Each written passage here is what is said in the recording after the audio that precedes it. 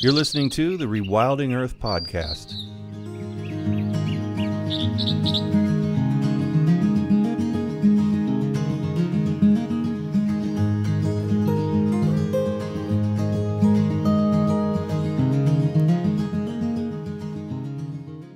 The Rewilding Earth podcast is supported by businesses such as Patagonia and Catula, the Whedon Foundation, and listeners like you. If you love the work Rewilding is doing, please consider donating at rewilding.org, and be sure to subscribe to the podcast while you're there. Today, Rewilding Institute Director John Davis takes us to Ibera Argentina, where he interviewed Conservation Land Trust staffers Sofia Heinonen, Luli Masera, and Sebastian Di Martino about rewilding efforts in the region, including their work with Jaguars, Peccaries, Macaws, and lowland Tapirs. This is John Davis, Rewilding Earth editor. I am honored and privileged to be right now in Iberá, the great wetlands park that Tompkins Conservation has been creating over the last decade and a half or so. I used to work for Doug and Chris Tompkins, and then when the granting program was phased out, switched to Wildlands Network and now Rewilding Institute, but I'm still a great follower and fan of the Tompkins Conservation work, and I've had the opportunity to come down to Iberá for the first time in my life and see the work on the ground. I'm with my friends Sofia, Luli, and Sebastian, leaders of the Rewilding Argentina work, and we're going to have a little conversation for half an hour or so about what they're doing and why. Hello, I'm Sofia Heinonen from Argentina. Our organization in Argentina is called Conservation Land Trust. We are part of the Tompkins Conservation, and we are here working in rewilding for the last 15 years. It's one of our more challenging projects, and we are willing in the future to get into all the national park service systems and try to show that we can recover the species that have been extinct in the last 70 years here in Argentina. Hi, my name is Luli Masera. I'm currently working on strategy and development, looking for new partners to help us out in this rewilding project that we have in Argentina. Hello, I am Sebastian Di Martino. I am an Argentinian biologist, and I am actually coordinating the rewilding programs of CLT Argentina. We've been working hard in Iberá for the last 10 years, and we're starting now to some projects in other parts of Argentina, mostly in the Chaco, in an impenetrable national park, and in two places of Patagonia, in the Patagonia National Park near the Andes, and also in the coast of Patagonia in Chubut province. Wonderful. So I've been to maybe half of the Tompkins Conservation Project areas. I was lucky enough when I worked with Doug and Chris and oversaw their granting program, their primarily North American Biodiversity and Wildlands Granting Program. Had the opportunity to come down to Chile and Argentina 3 or 4 times and saw many of the Patagonia Park projects, was thoroughly inspired by them. And that work has continued and accelerated. So before moving to Argentina, actually, would one of you, and I'm guessing, Sofia, you were probably most involved with this, but any of you, would you say something about the decree that Chris and the president of Chile recently reached to establish a bunch of new parks and protected areas? We'll focus mostly on Argentina, but I do want to say a little bit, or have you folks say a little bit about the work in Chile that has gone so heroically well. Yes, that was an impressive, I can say the biggest land donation in the world. No, the Tompkins have donated 1 million hectares in Chile, and that was leveraged with 3 more million hectares. So it's the creation of 8 national parks in one day, the 29th of January. So Chilean's national park have increased in 4 million hectares. I think never in the world, no one can say that have participate in create 8 national parks in one day. Well, it's not one day, but it's a work of 25 years. But it happened in one day. That was incredible. We all were there, and we couldn't believe it. It was a really a big dream, and that it gave us now the ambition to continue working for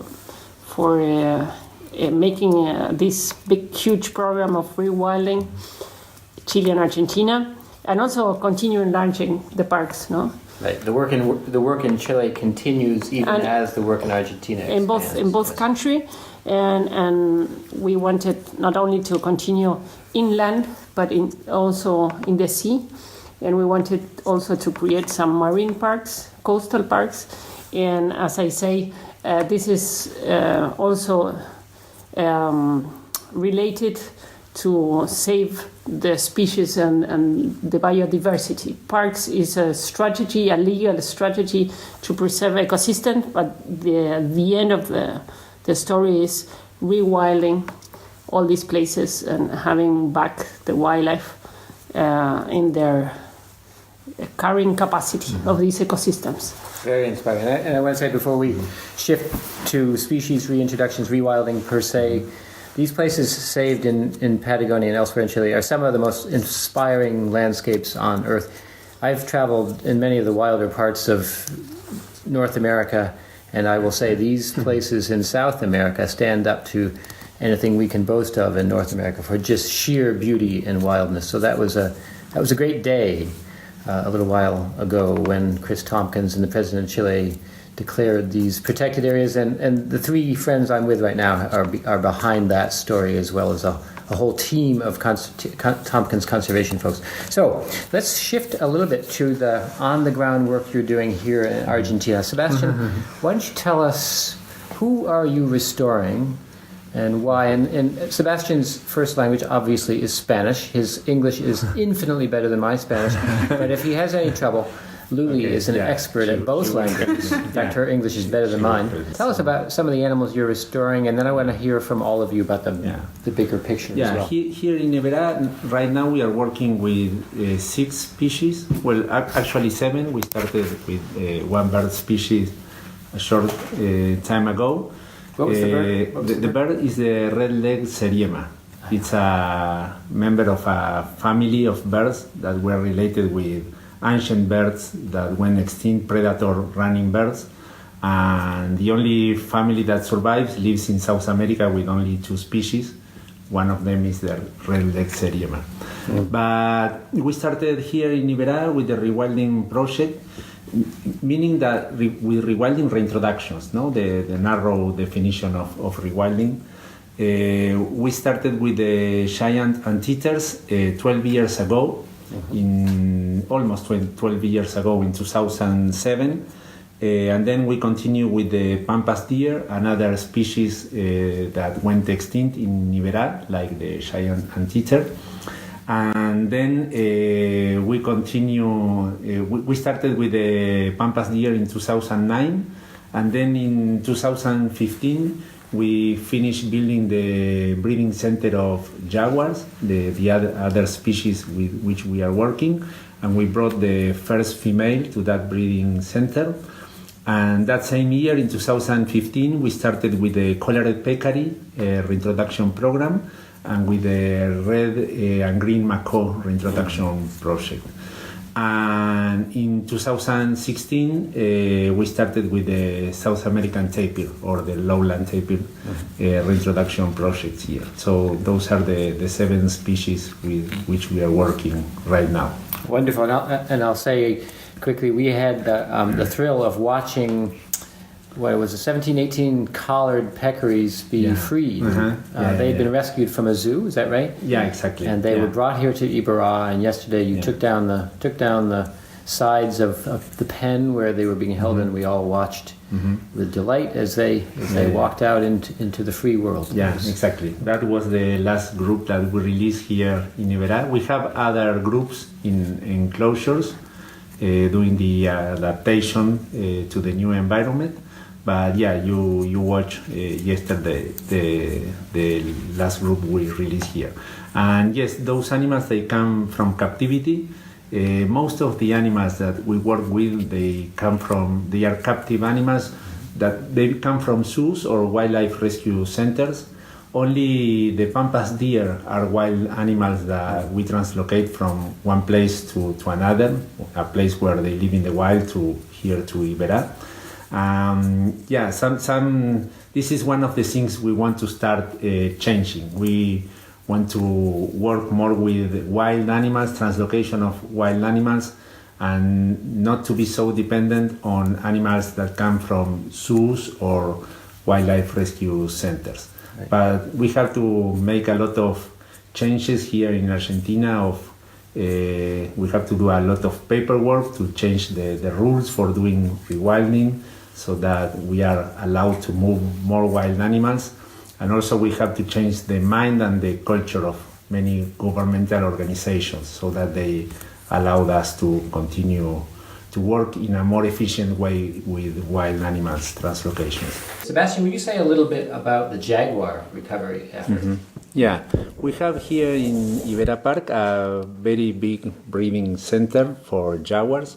The jaguars that we have in the breeding center, now there are 3 females and 2 males that they came also from zoos and wildlife rescue center. The thing why we bring animals from captivity is that because rewilding in South America or in Latin America is something very new. No one is doing rewilding with so many species like we are doing here in Iberá.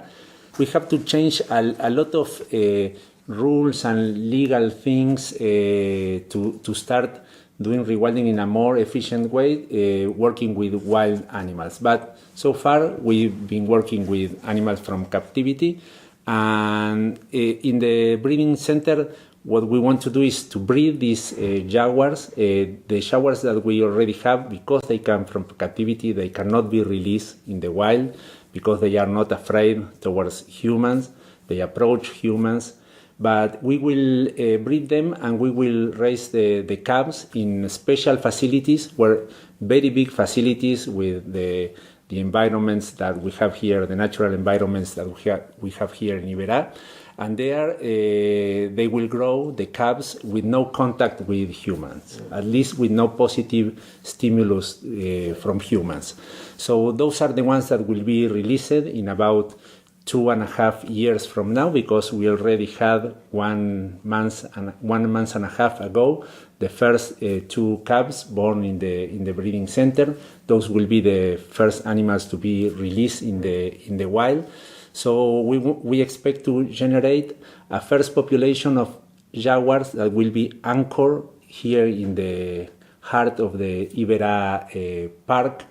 Those will be maybe from 5 to 8 animals, something like that. And then we are planning to translocate wild jaguars once we have already an anchor population of jaguars that were produced from captive animals. So you would probably work with a government in a country that has plenty of jaguars and then move a few here? Yeah, exactly. Yeah. Because in Argentina there are only remaining 200 jaguars in the wild. So we cannot use the wild populations here in Argentina to reintroduce jaguars in Iberá. So what we want to do is to bring animals from other countries like Paraguay or Brazil, where the populations are healthier than in Argentina.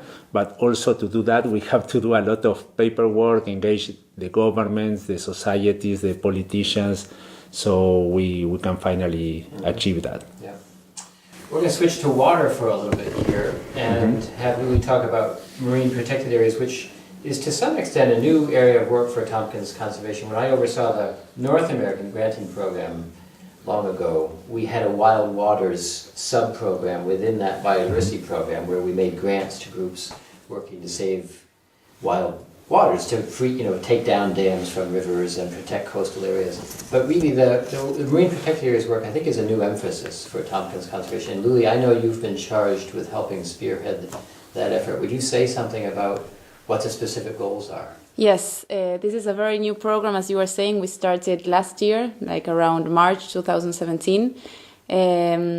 And well, our first objective was to protect at least 10% of the Argentine Sea. The Argentine Sea has no strict protection. We had no marine protected areas. And national parks, that is the strongest conservation agency that we have in Argentina, didn't have any authority in the marine area. More than 30% of the Argentine territory is sea, and no one was looking at it.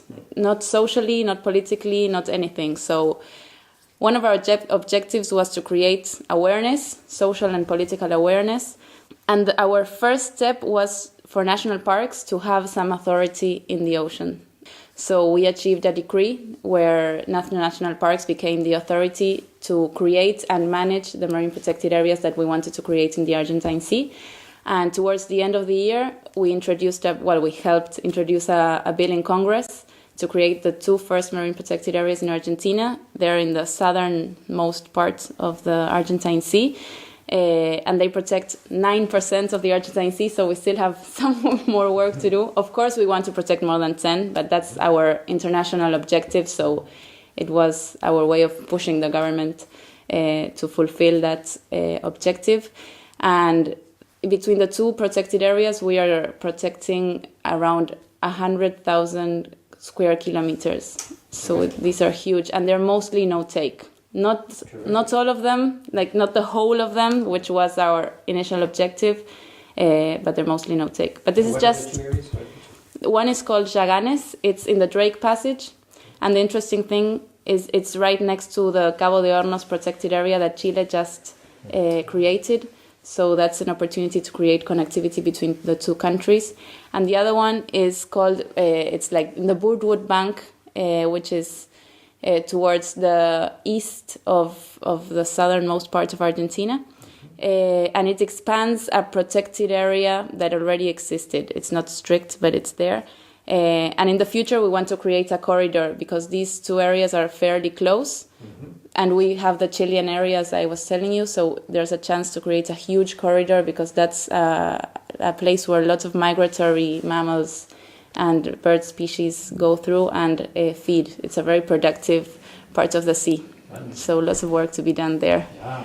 And one last thing. We're starting a project, as Sofia was telling that we want to start with marine rewilding. We are starting a project in the coast of Patagonia, where we want to work on rewilding not only of the land but also of the ocean, which is very new as well for us and for everyone, I think. So I remember about 2 decades ago, I guess, going to what became Monte Leon National Park with Doug Chris, but I think they were buying land and imagining a park, but it was a long way from happening. Yes. So is that near one of the marine protected areas, or is that a different part of it? It is in the middle of the coastal project that we have, like maybe 200 kilometers towards the south. Okay. And then we have the marine that are further south. Okay. In the future, we want to create what we call the Blue Route. That would be a series of coastal protected areas, and Monte Leon would be one of the southernmost ones, and the Patagonia Austral, the one we want to start working on, that we are starting working already, would be more on the north. Because Monte Leon right now finishes right in the coastline, so we want to expand that. Water, but not yes, it doesn't go into it; it's just land. So we want to expand that 12 miles. That's the provincial waters. Mm-hmm. In fact, Chris says that she was inspired to protect the ocean in Monte Leon when they stayed there with Doug. Mm-hmm. They would look at the ocean and see all of the fishing vessels. So then she thought she had to do something at some point about that. And the same case is in Chile's side. The idea is to mirror what we have achieved in land and try to expand it into the sea. So the work there would be also enlarging the parks. Actually, the one we created this year in January, and trying to expand so they can also protect the coast. So in both countries, Argentina and Chile, our mission will be creating a net of marine protected areas and try to really enlarge the protection of wildlife. Splendid. Yes, and stop thinking about national divisions. It's a whole corridor that goes through the coast and through the ocean where that lots of the same animals are using it. So we can't. We have to stop seeing things separate. We call it a bioceanic strategy. An intercontinental. Because it's between the Antarctica and the South America. Oh, right. So we are just in the cross point. Center of the world. between the two continents and the two oceans. Sophia, and all of you, but especially Sophia, because I know you've been working on this for a long time, say something about what a rewilding of southern South America might look like. I think all of us here, and probably most of the listeners, know about this half-Earth idea, where basically E.O. Wilson and a bunch of conservation biologists agree if we are to actually save life on Earth, save most remaining species, we have to protect at least half of the lands and waters of the planet in a truly wild state, and then steward the rest, most of the rest, very carefully. What would that look like in Argentina and Chile?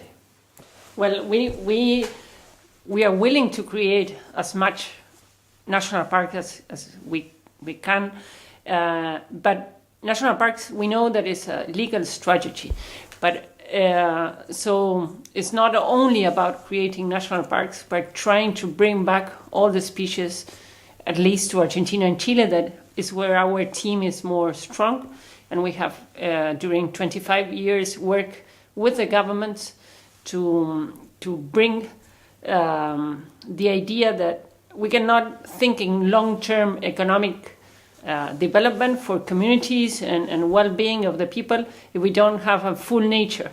So we are really working with the idea of we need to bring back the species that were extirpated in our countries, and also enlarge the numbers of the ones that they are there, but we need it in a high numbers. And so we think that we really want to go for half Argentina and Chile, in the sense not only of national parks, but bringing back the ecosystem, the richness and the full nature. So we are proponing a vision that we call it Extinction Zero, just stop extinction and bring back all the species in the large numbers, and try to change the idea of economics, region, ecolocalism, and based on full nature. So that is that the local people and communities can feel proud that they live in a place where nature is complete. It have all the species, and they can be proud to be part of that healthy ecosystems, and they want to, and they choose to live there in those places, and we think that can happen because we have the model of Iberá. People here, they are really proud of what we made all together, because it's not only about Tompkins conservation, but really the government and the local communities and the mayors are all really into Iberá Park, and they feel it that there's a good idea for the nation. We bring the president here, we bring the governors of the other provinces, and now they're thinking that national park is not only for conservation, but it's for an economy tool for the well-being of communities. If you want that people stay in the country, have a healthy community, and they want to face the future in an optimistic way, we need to recover the wildlife and recover the whole ecosystem. Splendid. And I've been lucky to have a week so far, and a little more time ahead with you three and my traveling friends. And you've shown us three thoroughly inspiring areas already. And one was Iguazu National Park and surrounding, then El Impenetrable in the Chaco region. In the Chaco region, and now Iberá. So could you say a little bit more about each of those places and how you'll implement protection on the ground, especially the first two? You've talked a bit about Iberá. Yes, we have a vision that we can reply the model we have been working here in the wetlands in Iberá. And we are willing to do it in the Atlantic forest in Iguazu. There is a national park already, but it's a tiny national park. We need to enlarge it, and we need to bring back all the species that have been extinct there. And also we are willing to do the same thing in the cloudy mountains of Salta province near Bolivia. So we have the 4 subtropic ecosystem, the Atlantic forest, the Chaco region, dry and humid, and the cloudy forest. And also we want to do that in the Patagonia, in the marine side, and in the Andes.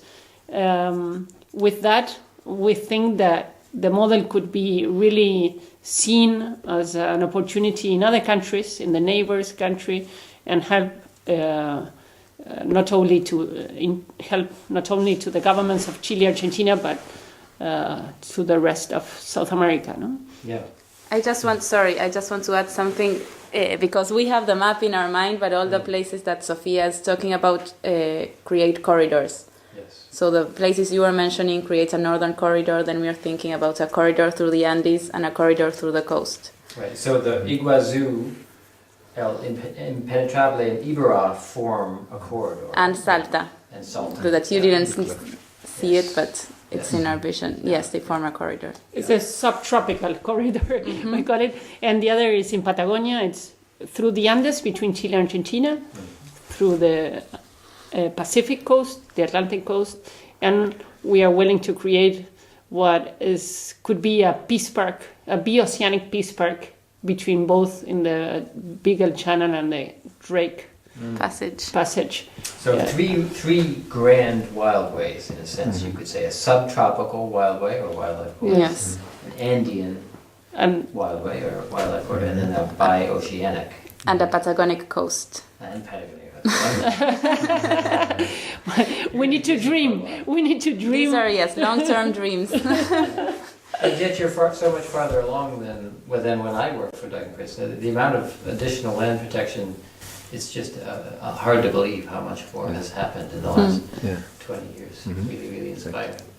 No, the 25 years of Doug and Chris pushing all these national parks, it become for us, for the next generation, and Argentines and Chileans are really an inspiration, and we need to go, became a legacy as well, and continue the work they have been doing all these years here, no? And we know we can. We need to just dream big.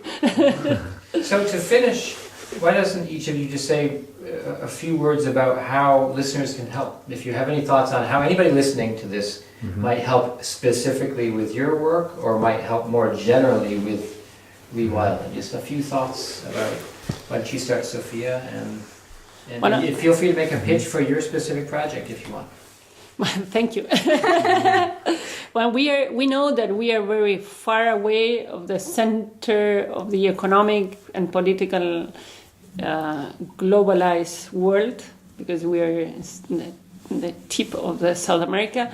But we think that as we are both countries, Argentina and Chile, are very Pacific, peaceful countries, and we have a huge landscape and very large country. So we go from the subtropics to the Antarctica, and we can have a lot of opportunities to prove that we can really recover the species, and we can change this idea of that everything is collapsing, and if we work hard, we can bring back species from that were extirpated, and things can be really seen as a new opportunity. We know that the world will change a lot in the next 50 years. Climate change is there, so we need to think that restoration and rewilding will be really the work of the future.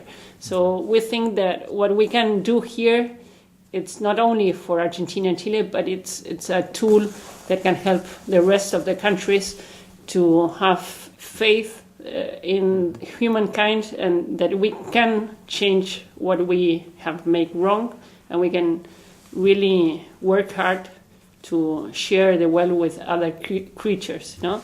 So we invite to come here and see the work and see how we can go together with the rest of the organization that are thinking of rewilding as an important work to be done. Beautifully said, and listeners should be aware that you can stay in wonderfully comfortable, beautiful accommodations here in Iberá. I would guess that will soon be the case in the dry Chaco at Impenetrable. In a few months, we are working on the construction of a glamping there. We know it's an excellent place. We have this huge river called Bermejo that joins the Atlantic forest with the cloudy mountains, and so the biodiversity there is especially high. And we invite, the people to come. We want to make a summit of rewilding here in the future and share experience with people, good teams all over the world, and especially in Africa. We know that they have really excellent experience of restoration there. North America with the wolf. And we have a lot of things to learn from others. Well, as Sofia was saying, I think one of the first steps to help out is to come here and be really inspired. I think it's really inspiring to listen to the whole story or to read about it, but once you're here, I think it's when you can really understand the scope of what we're doing and the possibility of really changing things. Not only, like, rewilding is also a tool to change local economies and transform, like, bring well-being to the areas where we work on. And if I may interrupt, yes. Luli, just so listeners know, here can mean Iberá, it can mean Patagonia National Park, Impenetrable, and the Rincon, a bunch of parks where you have nice places for people to stay, from glamping. Exactly, and the future projects that might come as well. So we invite anyone that wants to become a partner, from big donations to small donations. Everything is really welcome. We are a very energetic team. You know that, you saw us. But this is a very, very big work, and it demands lots of resources. At first, it was comfortable for us because we had our godfather and creator of this whole vision, which was Doug. But now everything has changed, and we really rely on other partners that might be inspired by what we are doing. So John here is saying that our contacts will be accompanying this podcast, so feel free to contact us. There will be information about how specifically you can help at rewilding.org, Rewilding Earth, as usual. Donors, of course, are welcome here, because without that we do not survive. We cannot do all the projects that we have in mind and that we are already working in. But as Sofia said also, we very appreciate people that are working in other places in rewilding projects to come here to visit us, because everything we are doing is new, so we learn in the process, and it's very nice to learn from others who are doing similar things and exchange experiences. We also like to be visited here by politicians and decision makers who can be inspired here and do similar things in other parts of the country or in other parts of the world, and also journalists that can write about the project, or photographers and video makers that can record what we are doing. I think, as you saw in these days, the projects here are nice. There are nice stories about conservations, about animals becoming free and rehabilitating those animals, recovering the landscape. So we think, or we are very happy to be in a place that can inspire others to do similar things, or to help us in continuing doing what we've been doing for the last 10 years in rewilding and 25 years in conservation. Splendid. And I want to close by thanking you three for giving me one of the best trips, one of the most inspiring experiences of my life. I cannot recommend too much to anybody who's following Rewilding Earth. Come down and see these parks in Chile and Argentina. They are glorious places, and the work is truly heroic. Thank you so much. Thank you, John. Thanks for listening to the Rewilding Earth podcast. Be sure to visit rewilding.org to subscribe so you don't miss past and future episodes. And while you're there, please consider supporting Rewilding by making a donation or subscribing to the Rewilding Earth newsletter.